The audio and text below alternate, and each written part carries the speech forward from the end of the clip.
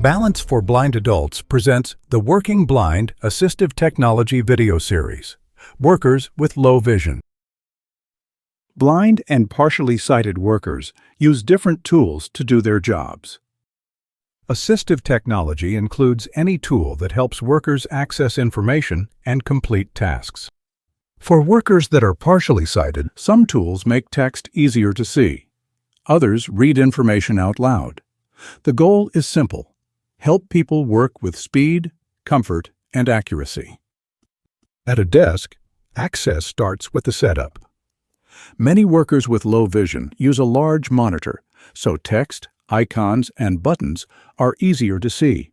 A monitor on an adjustable arm can also be pulled closer, making the screen easier to read without having to lean forward. Workers with early vision loss often become strong touch typists and use a standard keyboard. A large print keyboard can also help, especially for someone who loses sight later in life. For email and documents, workers may use screen magnification to make text larger. In email platforms like Outlook, that can make it easier to scan subject lines and read messages. In word processing programs like Word, it can support writing, editing, and reviewing documents. Often, these accessibility tools are already built into the computer. On conferencing platforms like Teams and Zoom, meetings can be made accessible through a computer's built-in accessibility tools, helping workers see names, read the chat, and follow what is on the screen through existing computer and platform settings. Meeting notes can be typed in a simple app like Notepad, so information is easy to search and revisit later.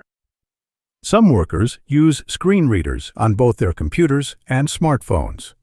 A screen reader reads what is on the screen out loud and lets users move through apps, websites, emails, and documents without relying on vision. Experienced users often increase the speaking rate so they can move through information more quickly. 55%, 60%, 65%, 70%, 75%, 8%, 85%, 9%. At first, this can sound very fast, but for regular users, it becomes an efficient way to scan, search, and work. Some computer programs display a lot of detailed information on one screen, with many menus, fields, and links. Salesforce is one example, a large software platform that helps companies manage detailed customer information.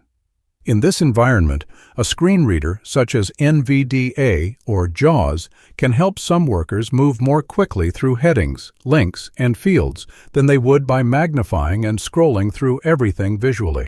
It also lets users move quickly through a page using keyboard shortcuts,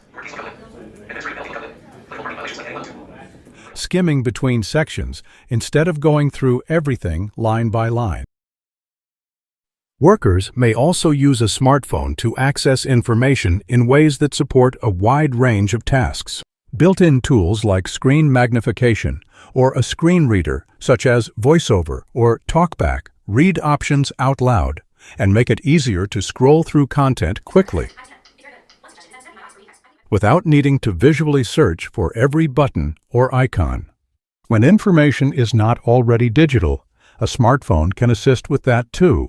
For printed items, apps like Seeing AI, Rebokeh, or Be My AI can access content that would otherwise be hard to read.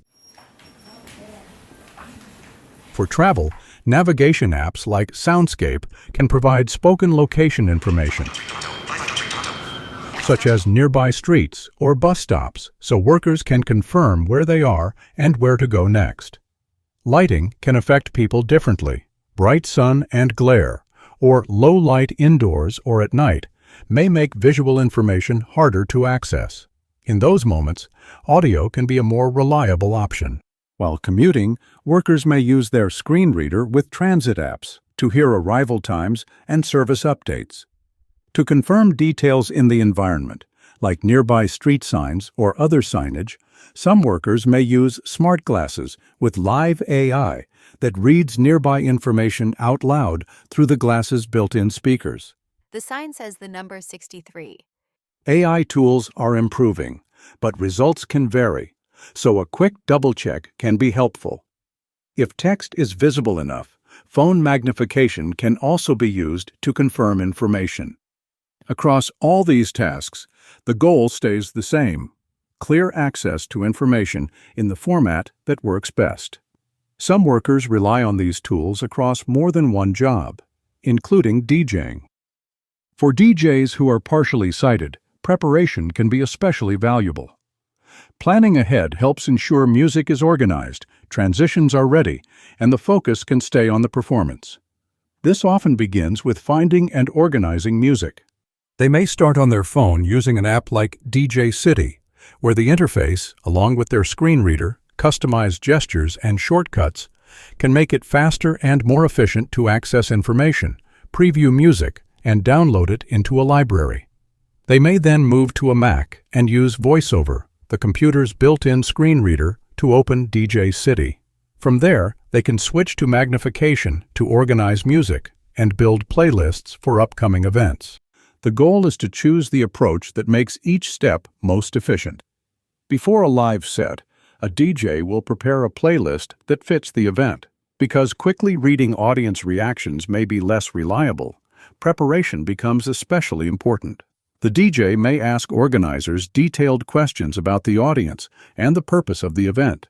Then they can build a playlist with crowd pleasers, smooth transitions, and backup options they can switch to quickly.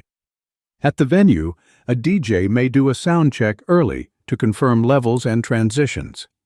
During the set, tactile hardware plays an important role. Buttons, knobs, and faders give reliable control without needing constant visual checking. Seeing assistive technology in action makes one thing clear: blind and partially sighted professionals are already doing a wide range of jobs safely, independently, and effectively. These tools give access to the same information in a different format. Steps to make a workplace accessible are often simpler than people expect. And with the right accommodations in place, the work speaks for itself.